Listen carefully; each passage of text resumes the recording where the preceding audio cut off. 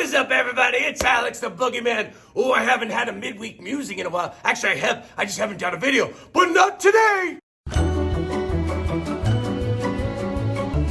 And this midweek musing, I'm going to talk about something you may or may not have heard of. It's called the shoulder roll. It's a type of defense in boxing. And really, it's part of a defensive guard known as the Philly shell. We've sort of talked about that in the past. It's made most popular by Floyd Mayweather Jr. He didn't admit it, but he definitely made it popular. Sometimes you see people coming in for their first box class doing the Philly shell. That's usually not a good thing. You want to learn the basics first. But what the Philly shell is interesting because you actually don't have your lead hand up guarding your face. You put it down kind of over your belly, and you kind of have your rear hand up here. It could even catch, come in front if it needs to. But really, you don't necessarily bring it out here because you don't want to be open for that hook. And people are able to defend. They're able to do the shoulder block, which is known as a shoulder roll. So actually bring their shoulder up to deflect punches. So there's an unseen punch coming off camera, right? I can go underneath. If I have to bring my rear hand up to help, even if they throw the cross, if they throw the other side, it's the same thing. I can just defend. I can defend any punch.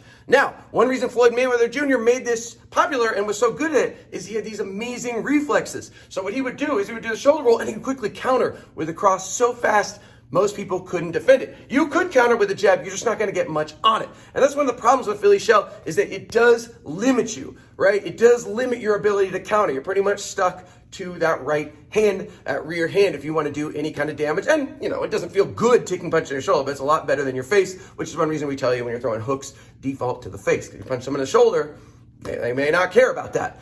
We saw Ryan Garcia use this against Devin Haney last week, and he won. Ryan Garcia won the fight, but it was a terrible, terrible use of his shoulder roll. So if you watched him, you thought he was cool, fine. Do throw good hooks like him, but do not do that shoulder roll, because what he would do is instead of you want to pull back a little bit and you want to bring that shoulder up, so you're kind of taking a very bladed sideways position. But what he would do is turn. He would turn even further. So he was barely looking. I don't even know if he could see Devin Haney when he do it. And he just let this side be totally exposed. Devin Haney took advantage of it a little bit, not as much as he could have. And the problem is when you turn around like this, you really can't do anything. If I'm going to try to turn to punch you, you're going to be gone by then. So it doesn't give you a lot of options. It pretty much, you don't want to tell the guy, hey, look, you could just hit me right now. I'm not going to do anything. You have no fear of counter. You always want them to fear the counter. So if you do any sort of defensive move, whatever it is, you want them to think that, oh, you could hit him at any point. So I don't recommend doing it. I don't love it, but it can be good. And sometimes you do shoulder rolls, not because you're doing the Philly shell. Maybe I throw a jab and the other person does an overhand, and oh crap, I don't have time to do anything else. I just bring my shoulder up. Or sometimes when you miss a hook, right, doing the shoulder roll, you end up doing it on a cross. You could do it. So you can use your shoulder there for defense, which is another reason we say you don't want to drop your hands. You want to keep those hands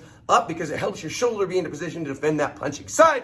But otherwise, if you do it, you better have really good reflexes. You better not mind getting hit in the shoulder. And I would always recommend, like everything else, learn the basics first. Learn the basic guard, throwing punches, getting your hands back to that guard position. It's just good habits. It's good discipline, defensive responsibility. And then maybe if you're really fast, you start getting good, you can experiment with some other guards. That's my musing. Hopefully I'll muse again in just a couple weeks.